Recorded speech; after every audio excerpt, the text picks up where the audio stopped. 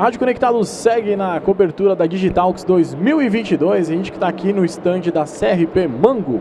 A gente acabou de ouvir a entrevista, na verdade a palestra, né? Um bate-papo com o Fernando Barros da Vetex, ele que estava aqui com o Diego da CRP.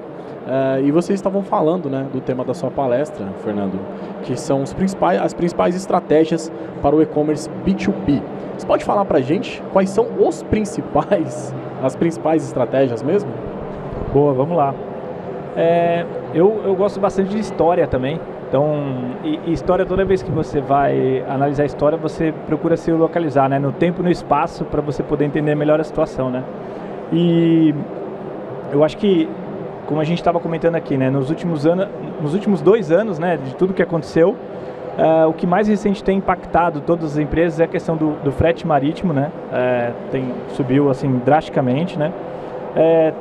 Com isso também teve uma grande mudança do mercado financeiro, né? O mercado financeiro estava injetando dinheiro a rodo aí, você pode olhar os balanços dos bancos centrais, impressão de moeda, né? Se eu não me engano, 1/4 do dólar existente hoje foi gerado nos últimos 2 anos. Então, assim, isso foi o que aconteceu, né? E de uma hora para outra a gente está se vendo nessa crise, que alguns dizem que ainda pode piorar um pouco, né? Mas no final das contas, o que a gente tem hoje? Dinheiro cada vez mais escasso e caro. Eu acho que essa é a situação que a gente está vivenciando agora, né? Que as empresas têm que se adequar. E aí, pensando nesse modelo, né, nessa situação que a gente está inserido, né, nessa história e tempo, a gente tem que pensar qual que é a melhor estratégia que a gente adota, né? Por isso que a gente trouxe aquele artigo, a gente estava comentando do artigo da Forrester, que no final do ano passado, quando não tinha acontecido tudo isso ainda, eles estavam comentando que a palavra da vez esse ano seria escassez. Então, aí você fala, pô, legal, então a gente já está vivendo sobre escassez. O que a gente pode fazer com isso? Quais são as estratégias, né? Aí a gente comentou que o ideal é você voltar para o básico, começar o entendimento do cliente. Muitas empresas estavam fazendo coleta de dados de forma indistinta. Vamos coletar o máximo de dados possível e depois a gente analisa o que a gente quer fazer isso. Quando você tem um capital infinito, né, como as Big Four, as grandes empresas de companhia de tecnologia, isso é fácil. Porém, a gente no dia a dia, vivendo no cenário brasileiro, é muito mais complexo. E eu acho que, falando em escassez, você tem que ser muito mais focado. Começa a perguntar o que você quer atingir para você poder coletar o dado certo, ir atrás do dado certo. E conta com ferramentas, SaaS, para te ajudar isso. Então a gente comentou, por exemplo, ferramentas de recomendação ou personalização, né? Todo mundo conhece, vai no site da Amazon ali, ele vai te recomendando produtos, a gente está falando disso, né? Como é que isso se relaciona com o B2B? Cara, no B2B, se você não deixar um site atualizado, não mostrar os produtos, o site vai parecendo meio que abandonado. Fora que o custo de manutenção disso é caro para você manter vitrine, porque você tem muitos especialistas, isso se torna caro. Então você pode usar a recomendação para baratear o seu back-office e entregar uma experiência ideal para o seu cliente. E aí entra nessa questão que eles comentam no artigo, que o foco é: entenda muito bem o porquê o seu cliente está comprando, quais são as necessidades dele, do que ele está precisando, o que ele está deixando de comprar no seu site, o que ele busca e não encontra. São coisas simples que você pode começar a fazer amanhã, né? Você pode olhar um relatório e puxar essas informações. Eu acho que isso é voltar ao básico, né?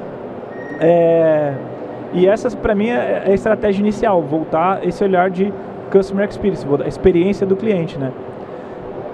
E falando em experiência de cliente, falando de estratégia de B2B, né? O que a gente pode adicionar nisso? A gente quebrou em 2 partes. Você tem a empresa que não é digitalizada, ou seja, ele no máximo passa 5% dos pedidos num canal digital ou não passa nada, ou o cara que está na média ali dos 15% a 20% dos pedidos é um cara já um pouquinho mais digitalizado. Para quem não é digitalizado, a gente comentou, pega a sua base de clientes, porque o B2B é diferente. O B2B o cara já tem uma base de clientes, né? O cara tem, sei lá, centenas ou milhares de clientes na base. Pega a sua base da pirâmide, entrega para ele no site o preço, a condição de pagamento e o frete correto. Seu site pode ser até feio, pode ter alguns defeitos, pode estar um pouquinho quebrado, mas se você entregar isso para o cliente, ele vai ter mais um canal para te acessar. Ele não precisa só te ligar, né? Você acha que esse efeito da pandemia atrapalhou um pouco nessa troca, né, para o B2B? A pandemia, tudo que foi em relação ao digital, ela acelerou, né? Então, a gente viveu semanas intensas ali no começo, podcast, não sei o que, todo mundo fazendo podcast, fazendo coisas digitais, né? Mas acelerou demais a adoção digital, todo mundo se preocupou, todo mundo fechou, né? Foi imediato ali. Então, pô, como é que eu me viro nisso? Então, assim, isso acelerou o digital. E, óbvio, né? Analisando hoje, né? Pensando no que aconteceu para a indústria, isso acabou sendo benéfico para a indústria, né? Acabou acelerando a sua adoção digital, né? Se eu não me engano, a gente fala no número ali teve um crescimento na faixa dos 38% de crescimento, né? Um ano após o outro. E esse ano agora já vai ser um pouquinho menor. A gente já está falando na casa dos 17, 18 e tal. Então isso acelerou bastante. E qual que você acha que são os principais riscos para esse e-commerce? Eu acho que o risco fica muito em relação ao legado que você tem. Então tem empresas, né, que cresceram muito com essa operação, então você saber o que você precisa cortar. Isso já vem acontecendo, né, não só nas empresas tradicionais, como nas empresas de tecnologia. Se a gente olhar aí nos últimos 6 meses, né, o que aconteceu de layoff, de demissões, né, falando em português aqui, tudo que aconteceu de demissões nos últimos 6 meses aí nas empresas de tecnologia, né, inclusive as grandes, né, estão cortando gente, ou pelo menos estão cortando a contratação de novas pessoas. Essa parte aí vai cada vez mais acontecer. O risco é você cortar errado ou cortar investimento. Eu acho que esse é um principal fator, né? Você cortar no lugar errado. Mas eu sempre, assim, eu acho que toda crise vem para bagunçar um pouquinho e remexer. Eu acho que de muito positivo de tudo isso é que eu só vejo hoje todo mundo conversando sobre lucratividade.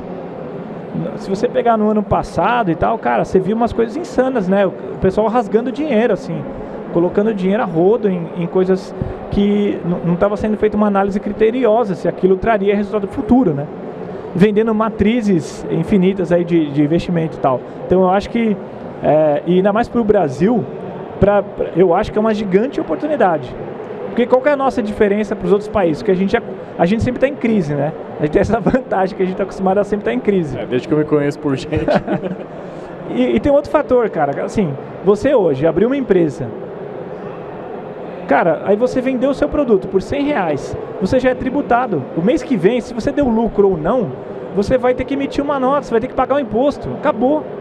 Então a gente tem que dar lucro. Então para o Brasil e para as empresas de tecnologia, para quem está envolvido nisso, para mim eu acho que é uma grande oportunidade. Porque a gente está acostumado a focar em dar lucro. Legal, acho que ficou bem claro para os nossos ouvintes aqui no podcast, na Rádio Conectados também. Fernando, muito obrigado. Eu que agradeço. Obrigado também por esse bate-papo que você teve aqui com o pessoal da CRP. A Rádio Conectados segue na cobertura da Digitalx 2022.